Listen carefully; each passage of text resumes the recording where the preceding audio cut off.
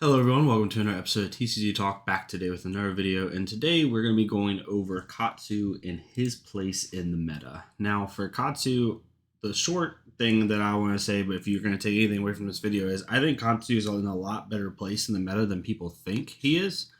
And I think that while he might not be a top 2, top 3 hero, he's like a lot of people think he's just abysmal in the meta and he's unplayable because of how big Guardian is or how big whatever it is. But I think a lot of the decks that besides like Oldheim that are really good right now, Katsu plays really well into, like Prism. He plays pretty well in the dash, right? He can race chain.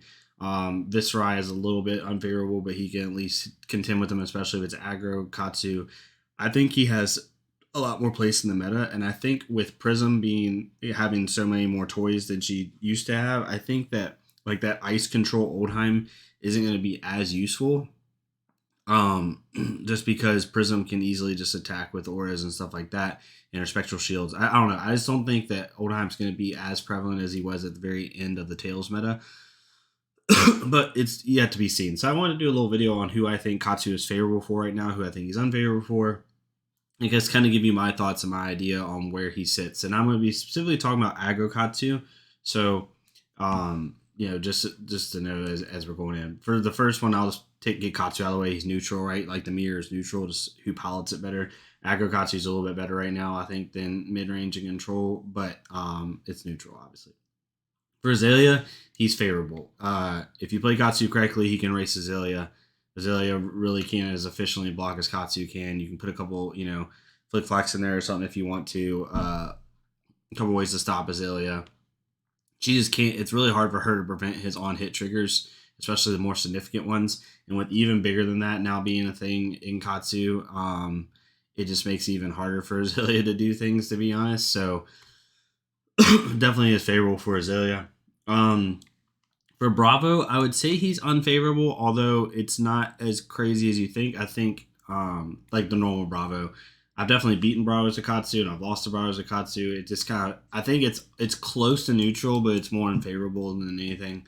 Just that crush effect, Katsu can't really efficiently block. You got to put in your stunts, not stunts, you got to put in your unmovables and stuff like that and really efficiently block to beat him. And it's definitely not impossible to beat Bravo at all. It's not like super unfavorable like sometimes it is with Oldheim. But it's definitely trending unfavorable.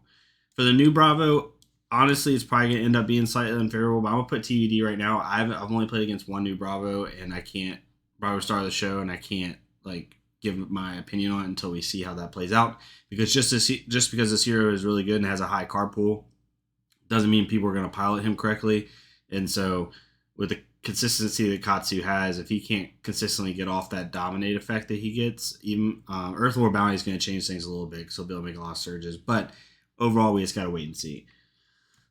For Briar, I think it's neutral. Briar can race Katsu really well. It just depends on who's piloting their deck better, I think, and kind of also who draws better, to be honest, in these type of situations. So she's pretty neutral right now. She's definitely not favorable like she used to be, because Cheerios Briar had a lot more consistent gas than Channel does, and with the ball lightning ban, she's now on Katsu's level again when it comes to aggro. For Chain, it's also neutral. I think Chain maybe races Katsu a little bit better. However, Chain has to be piloted correctly, and also Chain has an RNG aspect to him, so that creates the matchup to be neutral. So you're seeing a lot of neutrals here to start. And the last neutral one I'm going to put is Dash. Some people would say Dash is unfavorable for Katsu right now, which is totally fair. Like, you can say that.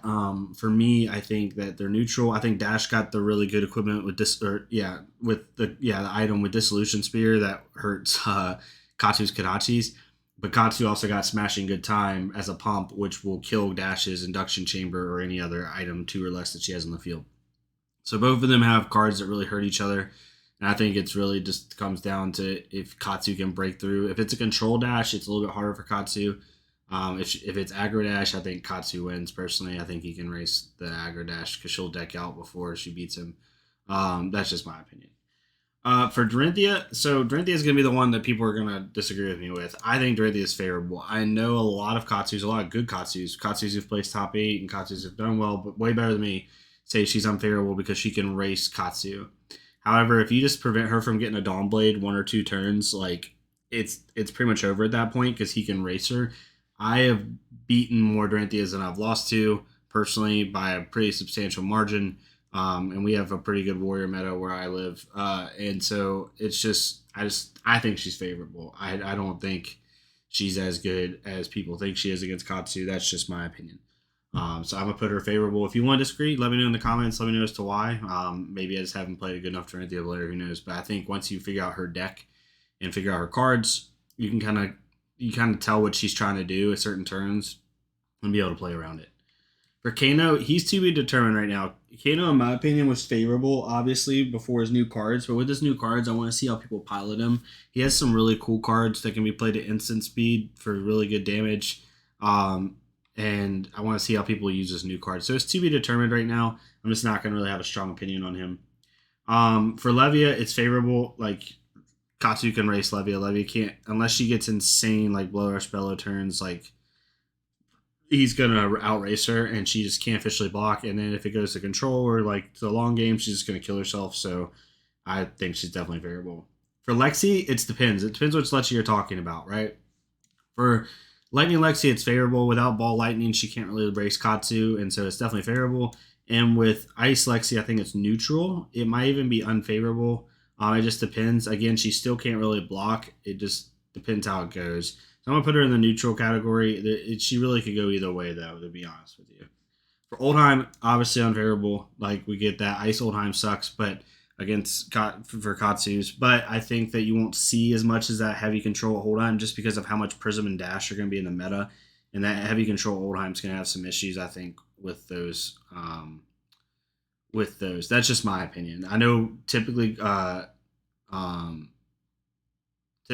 it's not like that with Guardian and Illusionist, but with Oldheim, I think it's definitely unfavorable for him in a lot of matchups for the high tier decks right now.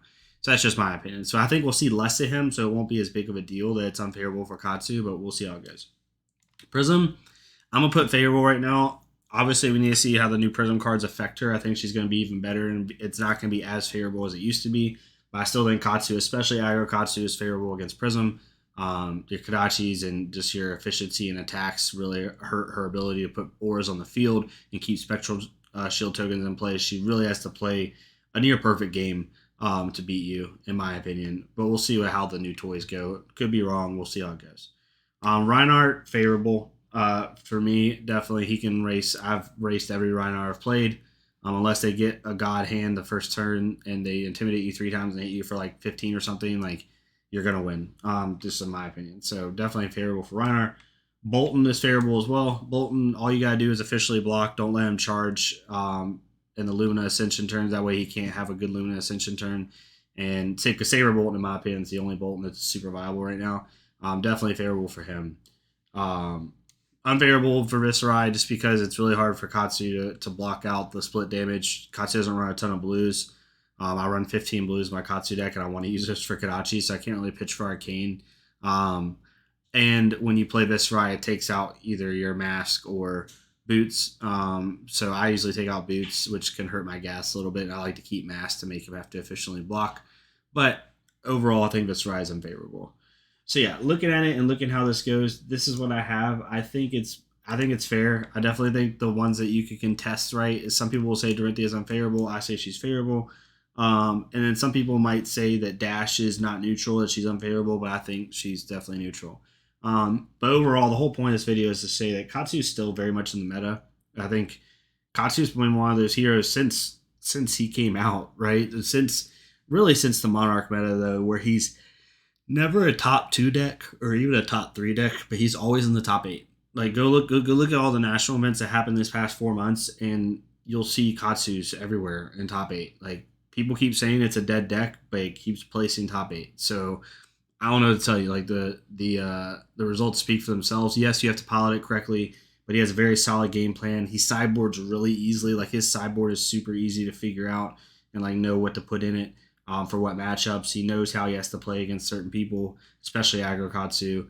Yeah, let me know what you think. If you disagree, it's totally fine. I just wanted to kind of give my thoughts on Katsu. I don't think he's getting enough love right now, personally.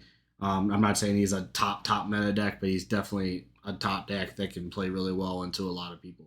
So that's just my opinion. But yeah, let me know what you think about the video. Let me know what your thoughts are, good and bad. Agree, disagree, totally fine. I'm gonna be doing a Lexi deck tech here in the next couple days on some of the Everfest cards. But yeah, if you like this video, leave a like, comment, subscribe. If not me, go to another Flesh and Blood creator, do the same thing for them so we can get more people seeing this game. And I'll see y'all next time on TCG Talk. Thank y'all so much.